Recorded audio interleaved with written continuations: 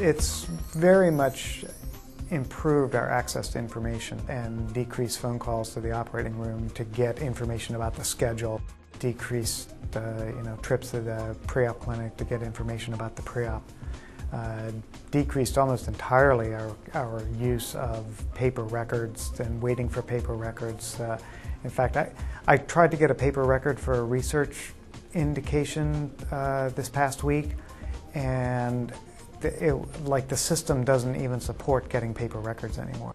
All the information we need to evaluate them has been collected. A lot of it's there before. It's in the pre-op manager or in other electronic sources. But my residents, before they make a call, have already gone to pre-op manager and gotten all the data in. A lot of times done some of the initial documentation in pre-op manager the day before, whereas before used to be they'd have to go to a clinic, get a copy of a piece of paper, try to read it. It would be difficult. So it's very much changed their practice patterns a whole lot.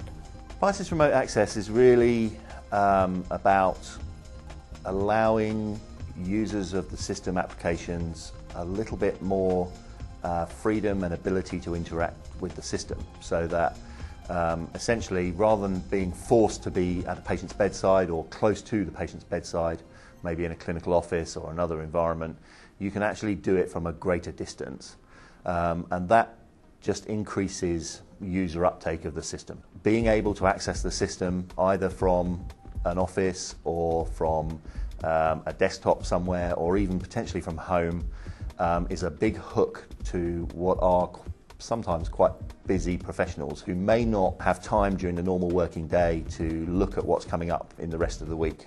It also has benefits for the patients and for the organisation, because if I know what's coming later in the week and I've seen the preoperative information in advance, if there's any issues with those patients, anything I'm not happy with, anything I'd like to be done, there's time to sort it out. So we would, the aim would be that you'd reduce on-the-day cancellation, because it's not a shock to the anaesthetist when he arrives at the patient what is the issues around that patient's care.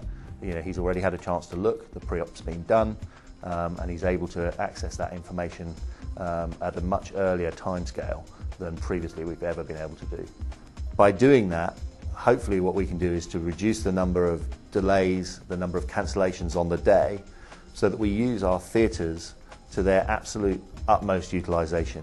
And on the day patient cancellation through the fault of the organisation, i.e. the patient has not been properly worked up for that procedure, is a catastrophe, both for the patient who's wound themselves up for the day to come in to have their operation, may have rearranged their life around that, and also for the organisation who has now lost operating time that it's not going to be able to replace. It can't usually get a patient into that slot at such short notice because the cancellation has occurred on the day.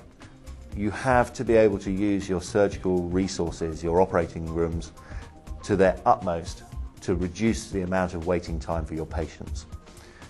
It similarly then reduces cost pressures because you no longer have to produce waiting lists, and you don't have to do cases at non-traditional times at the weekends and call in staff who then you're paying overtime, your costs are much higher, your overheads are higher, and your organisation is not working in as efficient a manner simply because you're trying to keep your waiting list down.